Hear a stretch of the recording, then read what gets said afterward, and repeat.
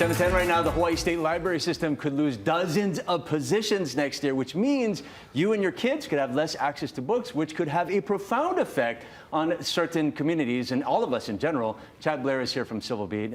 Chad, why is this happening?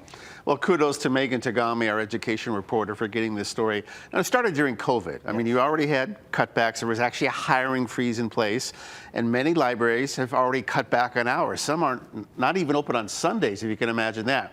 Well, what's going on now is that the Department of Budget and Finance has this mandatory cut of positions in state government that have been left vacant since 2020. When it comes to our libraries, there's like 51 branches statewide.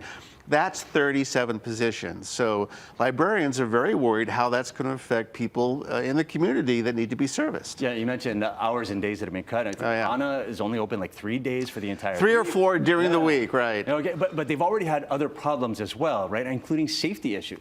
That is a concern. Unfortunately, sometimes patrons will make disturbances, cause property damage.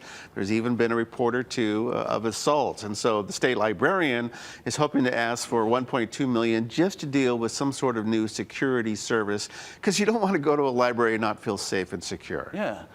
So what exactly is being done? I know you mentioned the money, but what is being done to potentially keep all of these positions? Well, right now the state librarian is going to ask for this extra money from the legislature next year. No guarantee what's going to happen there, but they're pointing out that when you have less people to fill those positions, you can't maintain services. You can't maintain the collection. The state library, for example, which is downtown, biggest collection in the state, you can't possibly take care of everything that's there. So they're working on that as well, but the concern is, are you going to have to cut back more on hours going forward? Now, we just mentioned this. You're somebody that grew up in the library, right? I mean, we take for granted the fact that, hey, I want to read a book. I'm going to go out and buy a book. Some people can't do that. So it kind of marginalizes certain areas. How does that affect literacy in our state? Oh, big time. And one of the things Megan points out, 1.3 million people last year visited our libraries. I mean, that's a pretty good indication of how popular they are. But if these cuts go into effect, you're probably going to see those numbers drop. Yeah, they were a safe haven, especially during COVID. Exactly. Yeah. All right, Chad, thanks. We appreciate it. By the way, you can read the full article on civilbeat.org or text 66866 to get their newsletter. Grace, over to you.